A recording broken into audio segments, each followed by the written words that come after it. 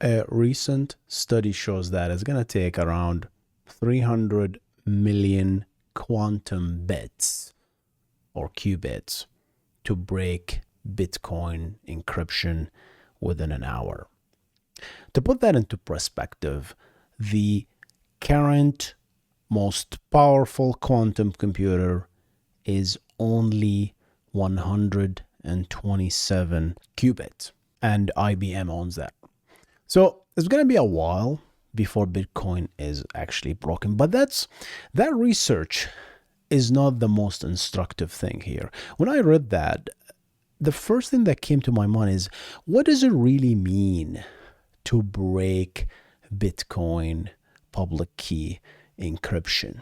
Okay? So I started doing some research of my own, and effectively thought it's gonna make an interesting episode, effectively talking about these things. So in this episode of the Backend Engineering Show, I'd like to attempt to answer this question: what does it really mean to break Bitcoin encryption? And during that, to achieve that, we really need to talk about what is the private key, what is the public key when it comes to Bitcoin, and what is a Bitcoin address, and how are these effectively communicated and merged within the protocol itself. And then finally, I'll go through the steps of how can you actually break Bitcoin? How can you obtain funds from a wallet, from a Bitcoin address effectively, if you figure out how to break these encryptions effectively. So this is all kind of a theoretical, technical, very deep technical discussion. If you're interested, stay tuned. Welcome to the Backend Engineering Show with your host, Hussein Nasser. And I know I don't talk about blockchain and Bitcoin and crypto in this channel just because, let's be honest, the industry has been bastardized, right? There is no meat of real technology discussion out there. But if we actually look deep down, the paper that is originally published is so elegant, so simple. If you think about real hard, and just try to extract it as its essence before any of this stuff that people are talking about. Just go back to that, and it is so beautiful, right? From engineering perspective, and I'd like to shed some light on that and go back to the basics and just talk about that. Yeah, of course, there is always the limitations and how can we make things better, but that's what I want to talk about effectively. So that when that article was published back in September, a few months back, effectively trying to break Bitcoin encryption, the first thing that came to my mind is like, what does it really mean to break Bitcoin? It's like, where do you start? How does this thing even work? And it really comes down to breaking public key cryptography, which is used in a lot of other sectors in the technology, right? We use it on a daily basis when we establish a TLS session. We exchange keys, symmetric keys using public key encryptions. So, right, we use Diffie-Hellman. And then we use specific algorithms that is effectively getting better and better and better security-wise. And we deprecate and we try to not use older algorithm that has proven to be weak. All right, so that's the basic things. So how does a public key cryptography work? The basic idea is the ingenious behind having something called a private key that nobody knows and generating a public key from that private key that can be shared. And we're going to come to Bitcoin and how is even the public key is actually not known all the time, which is something I didn't know. Fascinating stuff. All right. So once you know the private key and the public key, you keep the private key with you. The public key, you can send it to someone else, and they can encrypt content with the public key. But the moment they encrypt that counter with the public key, only the private key can actually decrypt it, and vice versa. You can sign stuff or encrypt stuff with the private key, and only the public key can actually decrypt it. That's usually called the signatures. This is how signatures work, basically. So it's the reverse is signing, the inverse is encrypting effectively. But this asymmetry is what makes it powerful. So the unknown, having the unknown of the private key is what makes it really powerful. So that's what the model here. The moment the private key is known, the whole thing collapses, right? We've seen this with Heartbleed, when someone managed to find a flaw in OpenSSL that managed to read the private keys off of memory, right, and leaking them effectively back to the client, bleeding them effectively. And the moment you know the private key, I made a video about this. It's terrible. You can do pretty much everything. That's it, right? It breaks the whole model. That's why TPM was invented, the Trusted Platform Module. I think that's what it stands for. So that this piece of device stores these keys, and the memory, the users of that operating system, any processes don't have direct access to read those private keys. So we really need to make sure the private keys are secure effectively, right? So that's the goal. So once we know that public key cryptography, now we come to Bitcoin itself. Bitcoin uses 256 length of these keys effectively, and it's called elliptic curve digital signature algorithm, or ECDSA, right?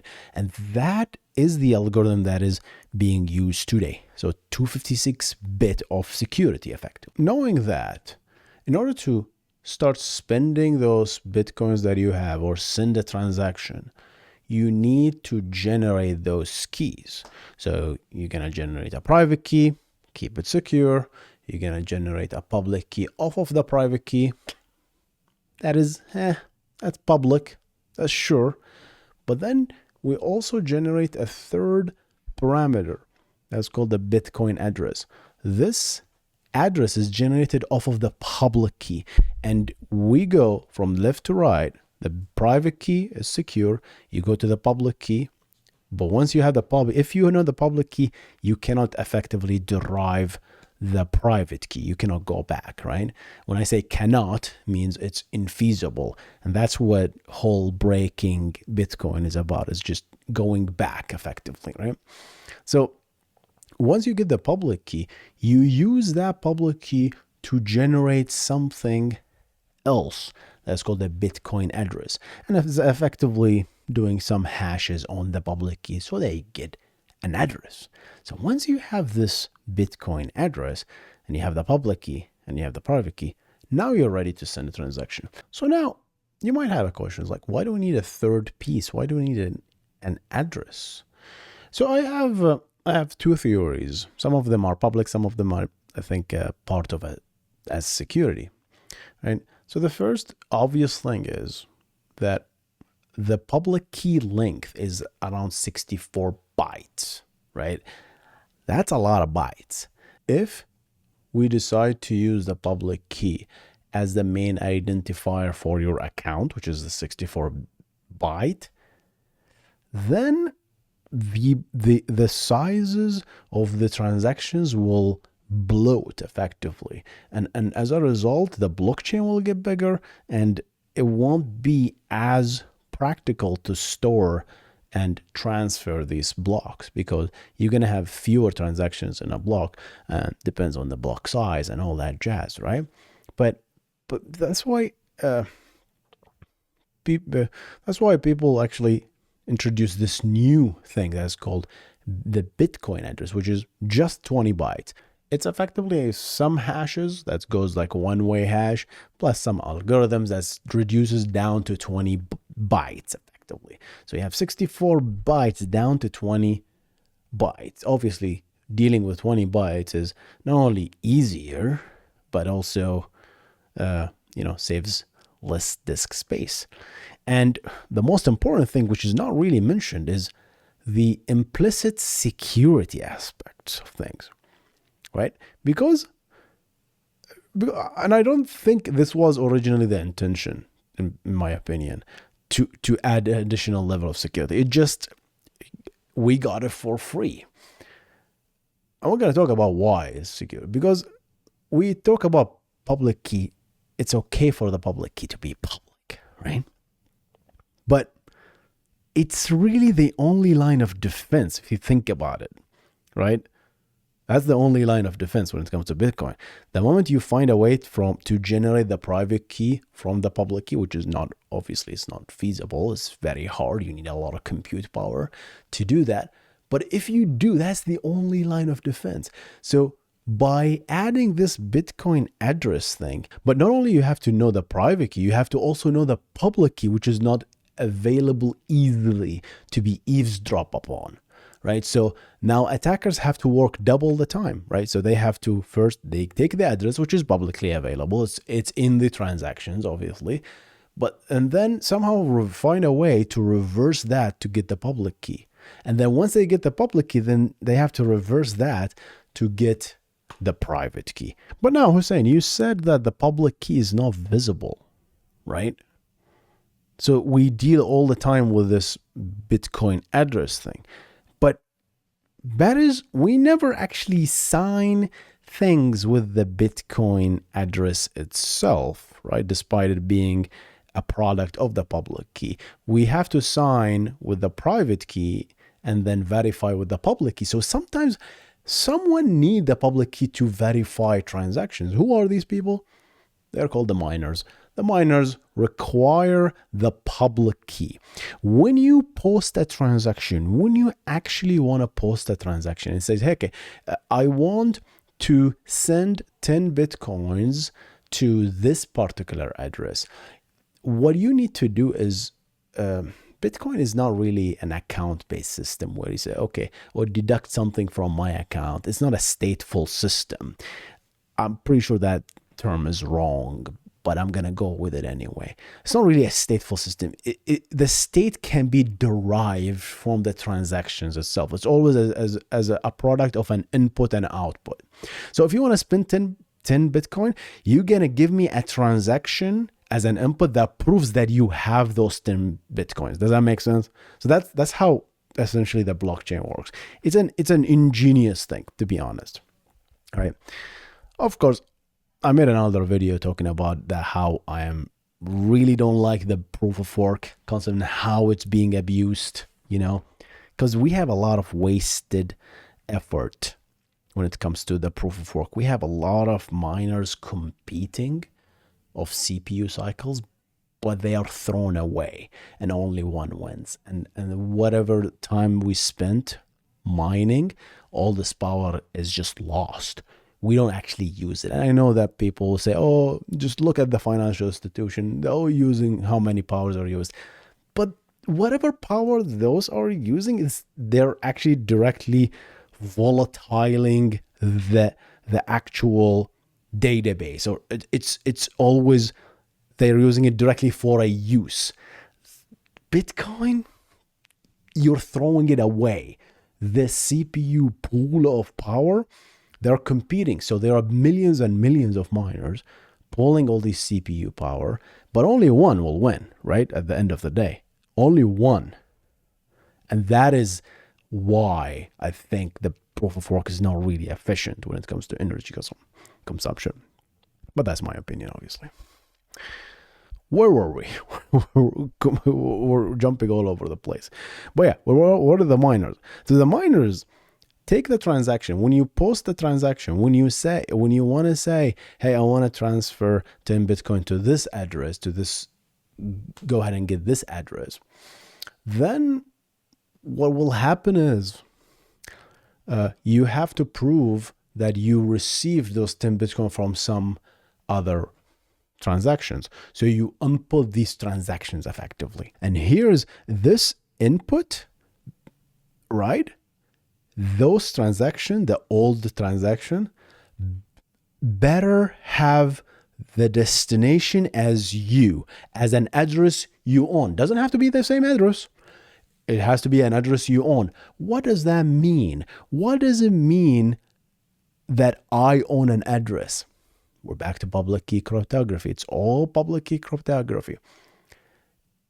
This is where something called the public key script hash comes into the equation, where that whoever sent you that 10 Bitcoin previously must have included a script, a riddle, if you will, that says, okay, for whoever I'm sending this this 10 Bitcoin is, must prove that they own this. And in order to prove they own this, they have to sign effectively that transaction. In order to, if you want to sign it, you have to provide the public key that corresponds to that address. And you have to provide, not the private key, that's a bad idea. You provide a digital signature that you signed, some piece of data that you signed with the private key, and include that digital signature with the public key. So you effectively include two pieces of metadata with that transaction as an input. And the moment you do that, the miners will take a look at the data and says, okay, how can I prove that this guy actually owned that old transaction, that 10 Bitcoin that's sent to him? Well, let me take a look. Well, they claim to own this Bitcoin address. They provided a public key. Let me hash this public key. Do I get back the Bitcoin address? Yes, I do. But that's not enough, because anyone could have obtained the public key, right? Somehow, right? We'll talk about how in a minute, but it's not hard. But that's not enough. I need to prove that you guys own that public key. And that's where the digital signature comes into the picture. So I'm going to take that public key and I'm going to verify that digital signature. And if I get a valid data, that means whoever signed that piece of data, that signature, must have the corresponding private key that matches the public key. Right? Otherwise, nobody could have done it. And once this riddle is solved, now we know that this guy has an input transaction that is valid, and the miner can approve the transaction effectively. And this is where they need to mine a new block and do the whole 5 zeros to the hash and do all that jazz. But that's the verification is the first step. That is when a public key becomes visible. So we all deal with Bitcoin addresses, but this is the only time that a public key is actually visible to the miners. When you post a new transaction, you say, hey, I actually own this old transaction. It was transferred to me and I own this address and I prove it, right? So once that public key is visible, someone could sniff that. But here's the thing. It's only become available for a certain period of time while the transaction is posted and before it's actually accepted to the Bitcoin blockchain, right? Because after a while, once the miners approve the transaction, they don't need the public key anymore. So how long does that take? It takes around 10 minutes, I believe, to an hour for a transaction to be posted. That's the transaction time. You can speed that up if you pay more money, transaction fees. So the miners are feeling incentive to spend more CPU cycle on you and effectively get all these transaction fees, right? So transaction fees transaction speed can change effectively based on that. Right, why are we talking about this? I'm talking about when the public key is visible for something later that comes to the later in the podcast, or I'm going to talk about that. This is very critical to understand. So this is the only visible window where we can get a public key effectively, right? We talked about the private key and the public key and the Bitcoin address, right? Should I have just one, right, Bitcoin address for all my transactions? Bad idea. So this is in cryptography called the perfect forward secrecy. You never use the same thing over and over and over again, because someone can go back. Once they find the private key, they can go back and undo all the work if they recorded those transactions effectively, right? that's why Bitcoin uses something called a wallet.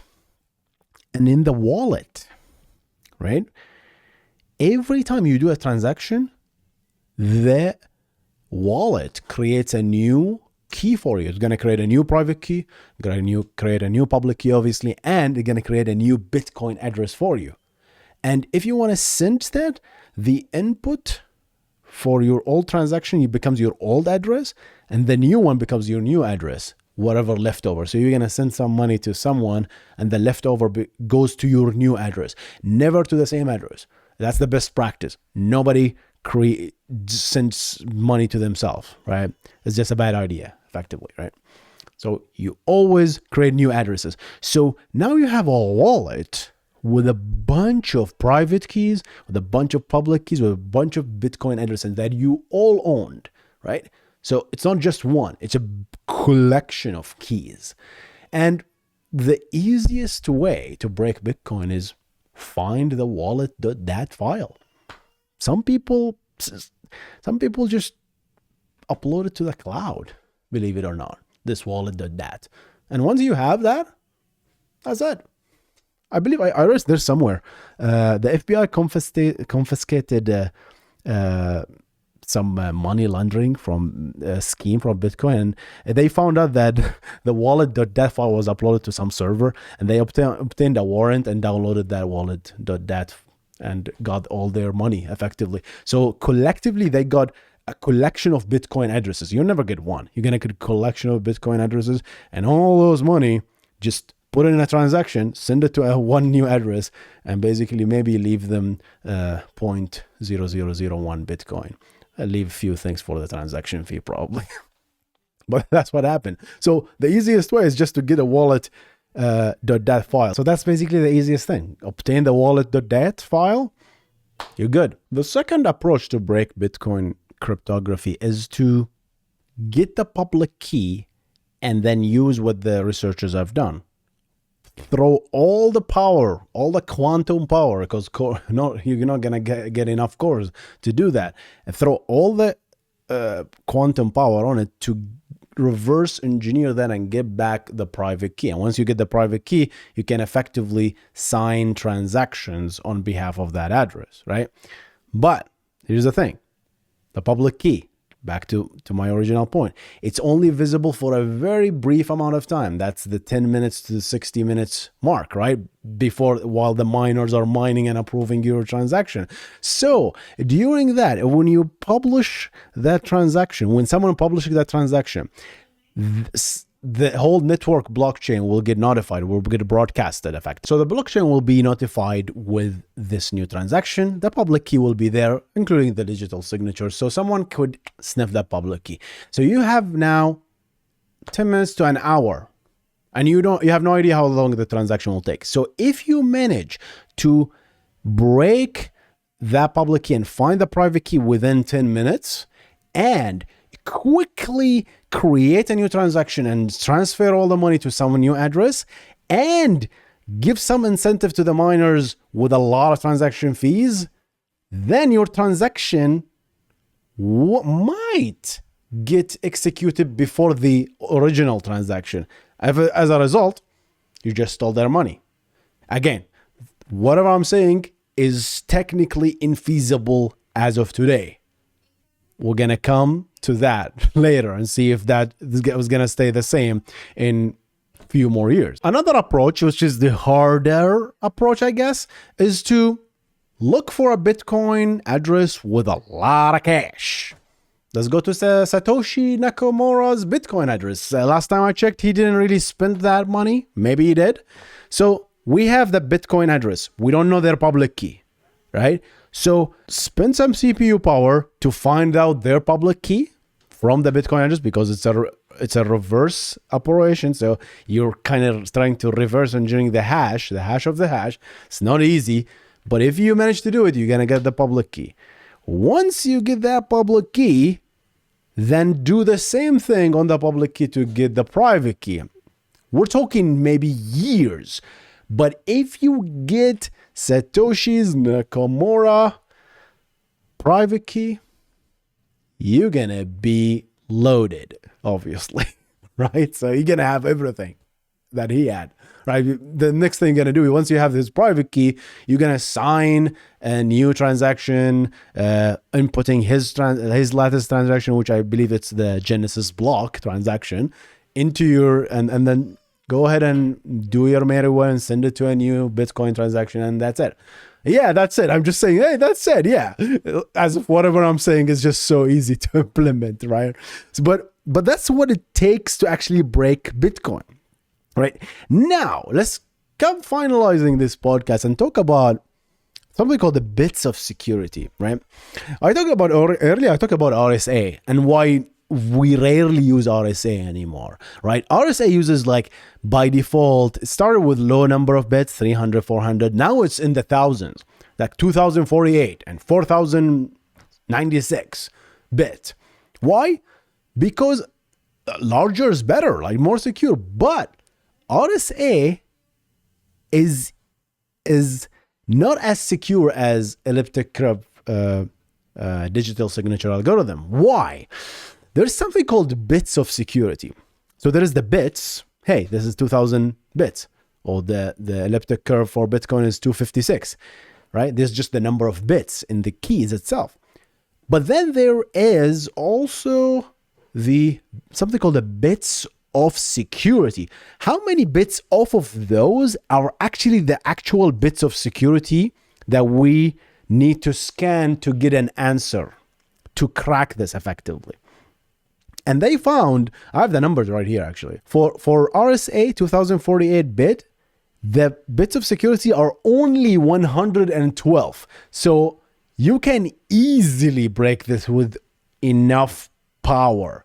By break this, I mean take a public key and reverse it and find its corresponding private key. That's what I mean, right? The math, by the way, the math behind all of that stuff, I'm going to reference Dr. Mike Pound, amazing professor from Computer File, amazing. He talked about these in details. The math is over my head, to be honest, right?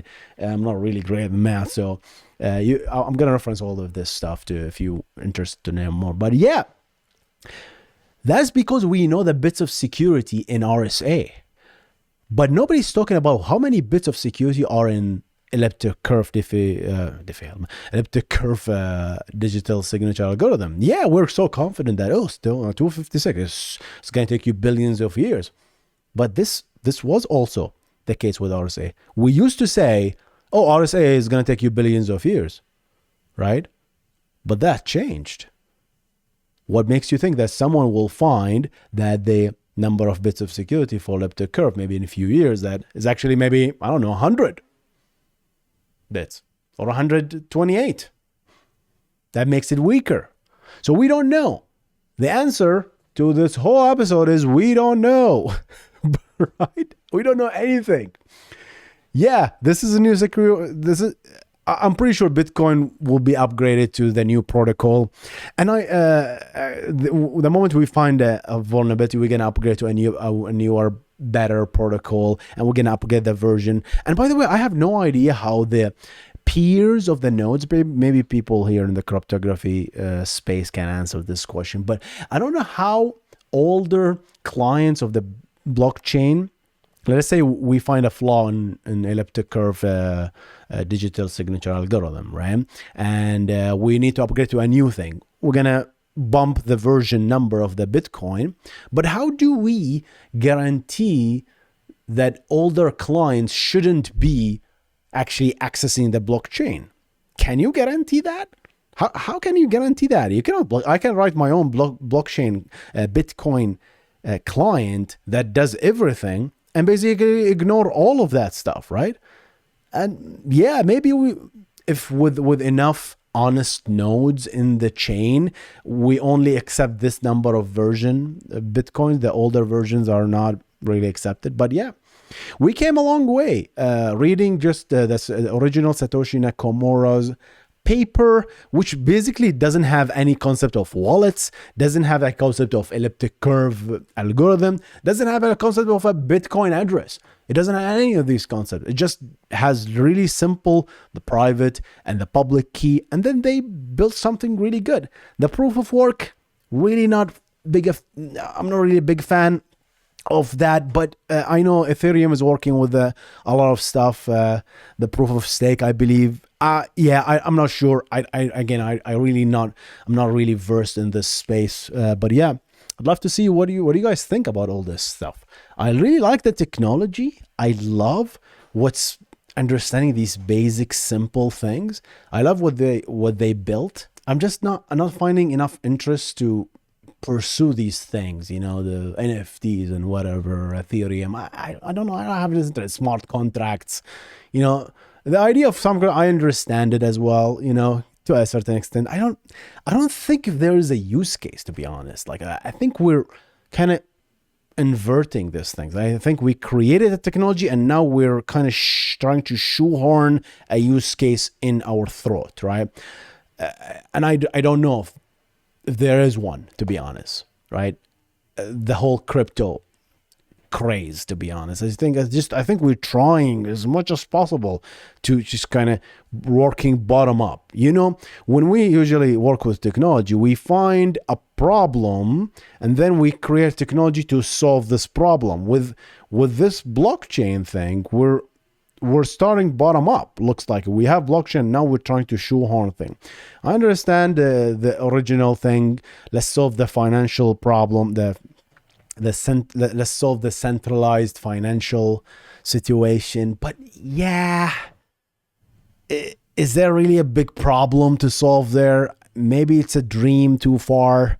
I don't see a problem with the centralization of things. I might be against the grain here, but that's just my opinion. What do you guys think? Let me hear your opinion in the comment section below, and I'm gonna see you in the next one. You guys stay awesome. Goodbye.